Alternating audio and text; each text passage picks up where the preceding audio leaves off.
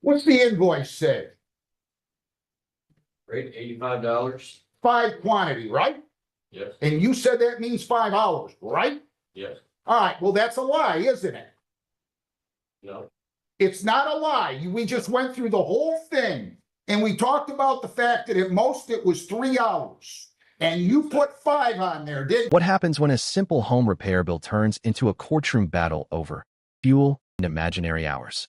Today, we're stepping into the vault for a case that starts with a 31,000 scam and ends with a contractor digging a hole so deep, even his tools couldn't get him out.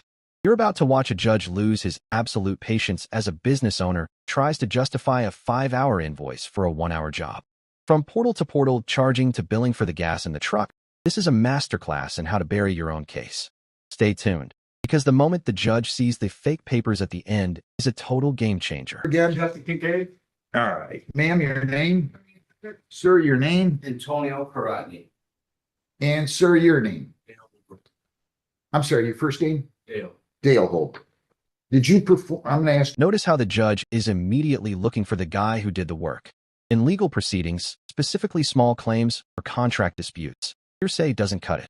The person in the suit wasn't on the property, and the judge is already signaling that without the actual technician, this contractor's testimony is on shaky ground.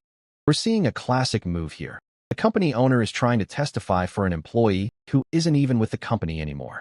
This is a massive red flag for any court. If you can't produce the worker, you can't prove the work. I'm going to show you this picture here. John, did you talk to your employees? Yes. The pictures were sent to me. Who sent them to you? The employee at the time. Is he still with you? Did he get fired? Yes. When? He had to work for me in September. Look at that picture. Yes. What did he do? Boarded up window. How long do you think that took? I mean, I couldn't, listen, if you want me to, if I need to, we'll subpoena him. How much time, do you know what the work they did? Have you done that kind of work before? yes. How long would that have taken? Well, a lot goes into. It's not just the board. I want to know how long you think that took him. What did he do? He put up that Viz Queen there? How long it would have took him to board the actual window up? To do the whole thing? Probably the whole entire job completely from the call. Okay, 3 to 4 hours. What would he have had to do? Go to the store, pick up material. After the job was done, dispose of the glass that we had to take out. Did he really just say fuel? The audacity here is staggering. In a professional service contract, overhead like fuel and insurance is typically built into the hourly rate or a flat service fee. You don't usually see a line item for gas unless it's a long-haul transport. The judge's reaction is priceless. He's catching on to the fact that this contractor is trying to nickel and dime the defendant for basic business expenses. Watch how the judge pivots. He's about to dismantle this factored-in logic piece by piece. Would you pay a contractor just to fill up their tank? Refueled? That's what the company would charge. Listen to what I'm telling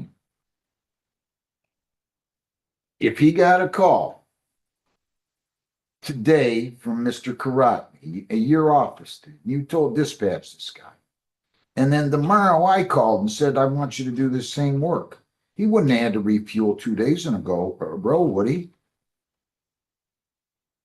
Do you get my question? You're saying he had to refuel? You're charging the guy to refuel? Every customer you charge to refuel? Fuel to get to the job, it's all factored into the hourly.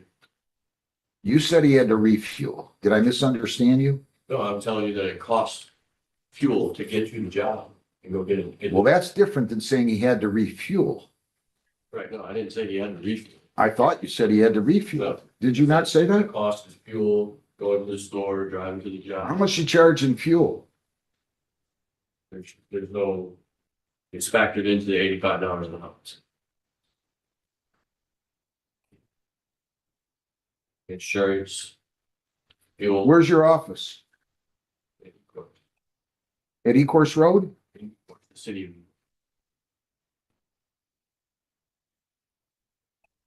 Do you charge him portal to portal? Does a customer get charged portal to portal?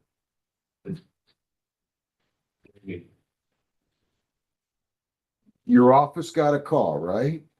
I got a call, yes. Right. Were you at the office?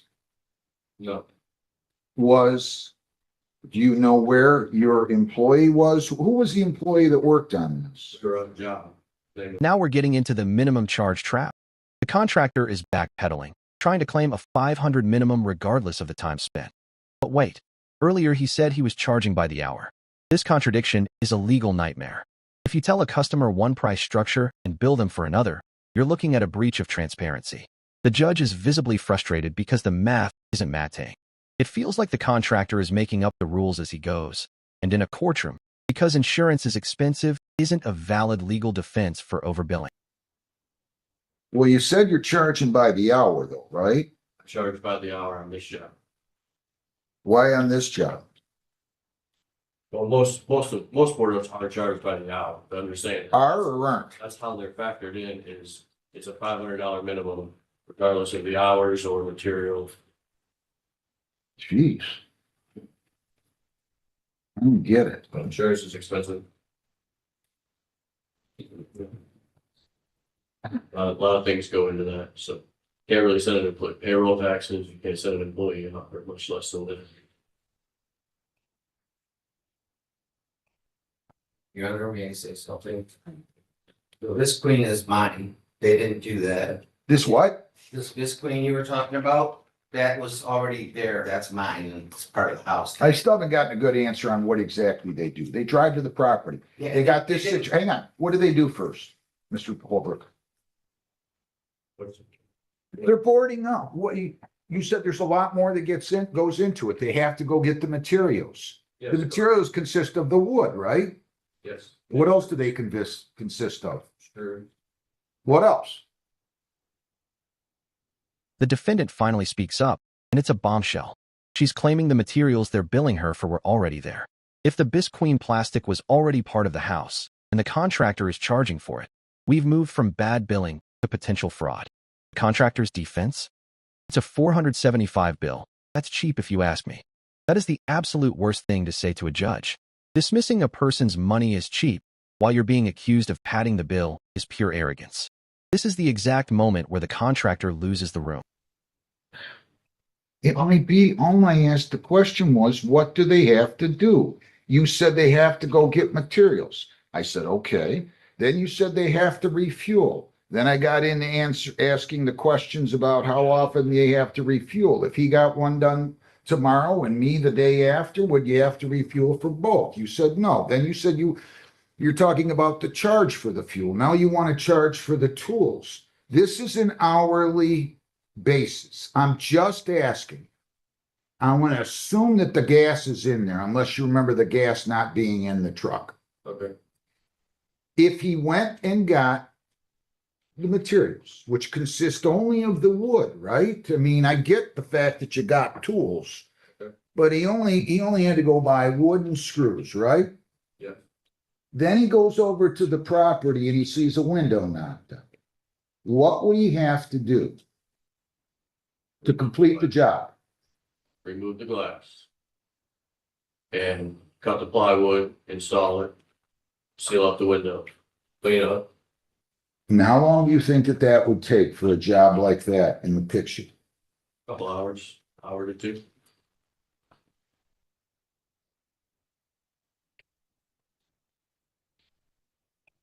So I showed something more that said,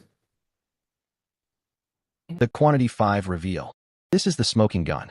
The contractor admitted the job takes maybe 2 hours, but the invoice clearly lists a quantity of 5. This is why you always keep your paperwork. The judge is digging for that specific piece of paper because he knows he's caught the contractor in a lie. Note the shift in the judge's tone. He's no longer asking questions. He's building the coffin for this case.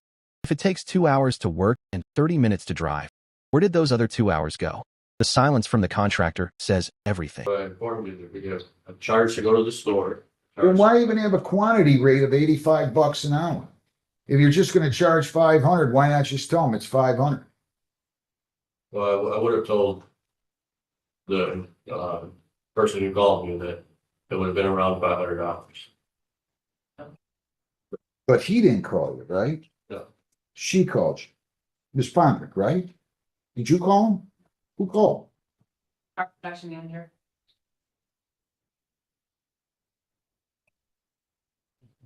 Your Honor, they did not remove the glass. I don't need to hear anymore. I'm just getting disgusted with this whole situation. Me too.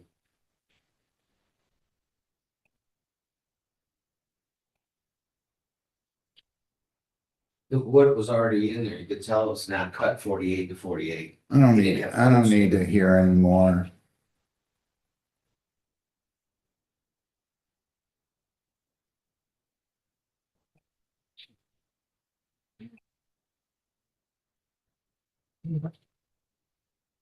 I apologize to the court, this is taking so long. You don't have to worry about anything, nor do they. It's fine. This is what I do for a living. What did you tell him in relation to the amount that it was going to cost? It's gonna be around $500. And you acknowledge she told you. She said, yeah, it'd be around $500, yes. And that was before anybody had come on, right? Yes, sir.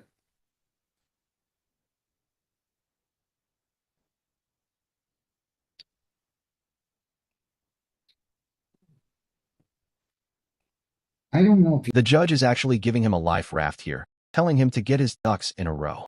This is a stern warning that these business practices are bordering on predatory. When a judge tells you that your verbal agreements and billing willy-nilly are a problem, he's telling you that you're lucky you aren't being investigated for more than just a small claims dispute. The defendant is a retiree on Social Security. The power imbalance here makes the contractor's attempts to inflate the bill look even more predatory. Who do you think is in the wrong here? The man trying to get paid, or the woman being overcharged? But I need to tell people why I do what I'm gonna do here. If you're telling them $500,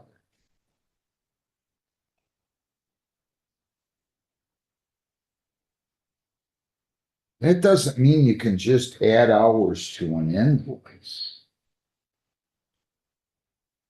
You- You just got done telling me it was an hour or two. He wasn't coming from You Livonia. asked how long it took to install the wood. It took an hour or two to install. the I wood. get It it. didn't take an hour or two just to take the. You're not gonna convince me that he was longer than at Home Depot or Lowe's or any other place for more than a half an hour?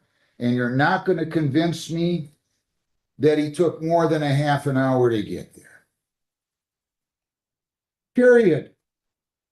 If you're gonna charge $135 an hour, then tell people that. You don't get to just make up willy-nilly. It's gonna be $500, so you adjust hourly rates. I mean, this is just common sense to me, boys and girls. And then you can go out of here and say whatever you want. The judge is stupid. The judge doesn't get it. The judge didn't compensate me for my tools. Okay. Okay.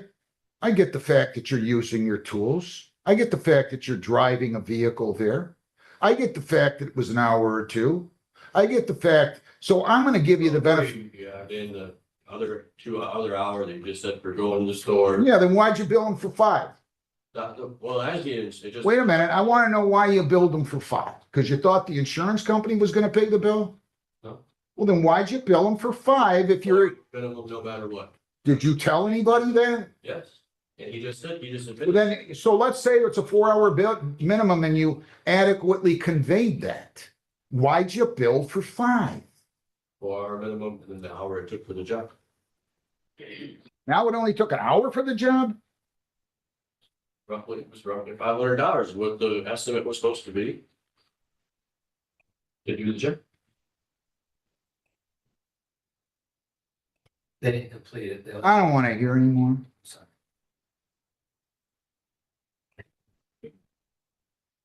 My inclination was correct the whole time. That's all I can tell everybody. I was wrong at first because I thought they did more. I thought they put a window in. I didn't think that you put the window. I bought, Stop it. I don't want to hear anymore.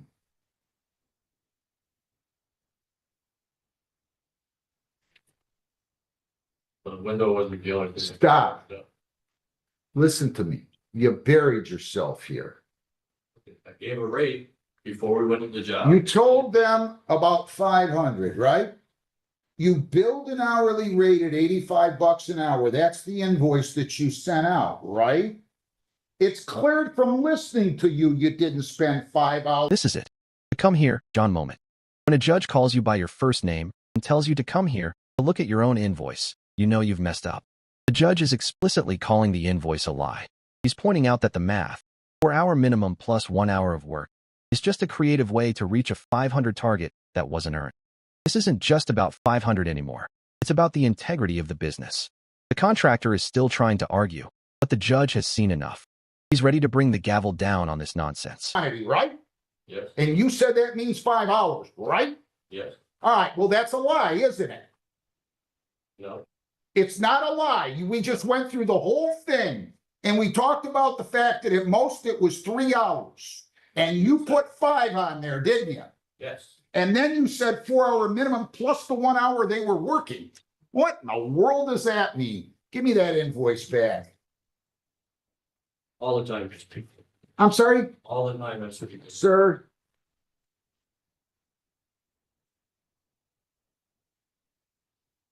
I don't know.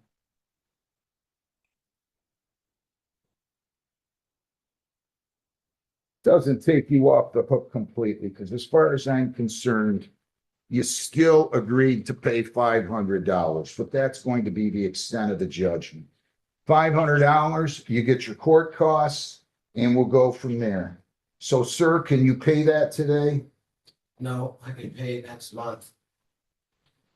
What day? It's third Wednesday of the month. I'm on social security, I'm retired.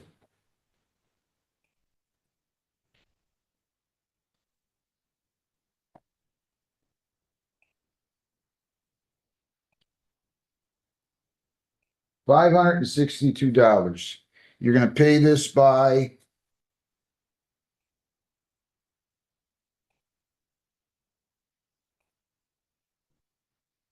in full by February the 13th. You can do that, right? Yes, at the third Wednesday. I don't count it. No, it's not the third Wednesday. The third Wednesday is the 18th. I'll make it the 19th. If you do that, that would be good. Okay? Jennifer, give a copy of the. In a final ruling that brings some much-needed justice, the judge capped the payment at the original 500 agreement, essentially stripping away all the fluff and fake hours the contractor tried to add. This case serves as a massive reminder. Always get a written estimate and never be afraid to question an invoice that doesn't match the work performed. The contractor walked out with his fake papers, but the defendant walked out with her dignity and a fair payment plan. If you found this case as shocking as we did, make sure to hit that like button, share your thoughts in the comments, and don't forget to subscribe for more jaw-dropping courtroom breakdowns.